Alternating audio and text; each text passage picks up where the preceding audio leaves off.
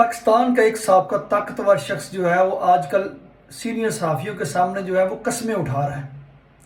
یہ سٹوری جو ہے اس وقت ٹاپ ٹرینڈ پہ جا رہی ہے اور میں نے اس میں صرف آپ سے ہاں یا نہ پوچھنی ہے، کیا آپ اس سٹوری پہ یقین رکھتے ہیں؟ سٹوری یہ ہے کہ جناب سابقہ جو پاکستان کے آرمی چیف ہیں قمر جاوید باجوہ صاحب، ان کی ملاقات دو سینئر صحافیوں کے ساتھ جو ہے وہ کسی شادی میں ہوئی ہے۔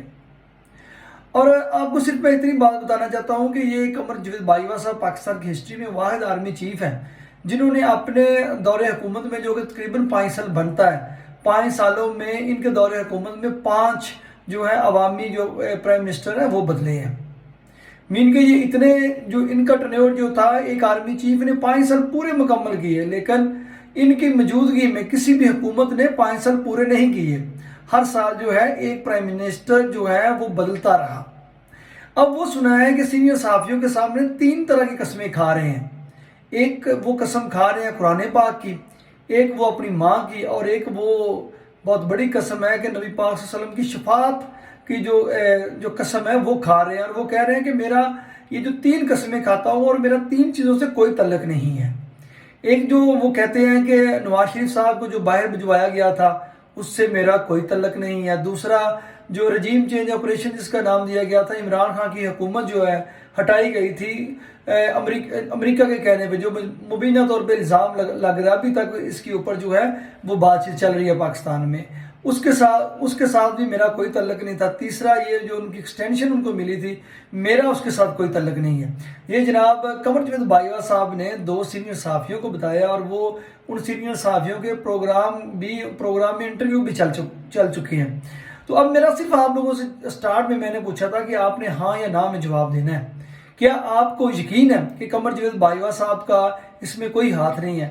آپ نے نیچے کمنٹ میں ضرور جو ہے رپلائی کرنا ہے، تاکہ باجوہ صاحب کو بھی پتہ چلے، ان تمام طاقتور لوگوں کو پتہ چلے کہ جب وہ حکومت میں ہوتے ہیں، جب وہ پاور میں ہوتے ہیں، تو وہ کسی چیز کو جو ہے انہی صحافیوں کو یہ اٹھواتے ہیں،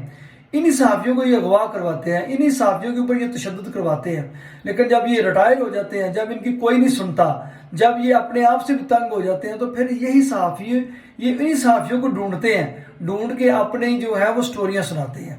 اور ان کا کوئی بھی ان کی بات سننے والا نہیں ہوتا، پھر بھی ان کے کام یہ صحافی ہی آتے ہیں۔ بہرحال قمر جاوید باجوہ کی جو باتیں ہیں حقیقت ہے، جو مختلف چیزیں انفارمیشن جو اس دور سے لے کے اب تک جو میڈیا کے اوپر، اور جو مختلف مورخ جو ہیں، تاریخ دان جو ہیں، وہ مختلف ہسٹری کی کتابوں میں جو لکھی جا چکی ہے، خاص طور پہ جو پاکستان کی فوج کا سیاست میں ایک مداخلت ہے، اس کے حوالے سے جو ایک کتاب مرتب ہوگی، اس کے بہت ساری چیزیں 10-15 سال بعد آئیں گی، وہ بہت ساری کتابیں بھی لکھی جائیں گی، تو وہ چیزیں جب سامنے آئیں گی، یا جو آپ نے میڈیا سے یہ چیزیں دیکھی ہیں، آپ اس کو کیا سمجھتے ہیں؟ اس کے نیچے رپلائی ضرور کیجیے گا، کمنٹ ضرور کیجیے گا، تاکہ ان طاقتور لوگوں کو پتہ چلے جو آج بھی پاکستان میں خود کو طاقت کا مرکز سمجھتے ہیں، حالانکہ طاقت کا مرکز پاکستانی آئین کے مطابق اللہ تعالیٰ کی ذات ہے، اور اس کے بعد یہ پاکستان کی عوام ہے۔ بہرحال میرا کام تھا اس کے اوپر اپنا ایک لائٹر سا جو ہے وہ تجزیہ دینا، کہ جس آرمی چیف کے 5 سالہ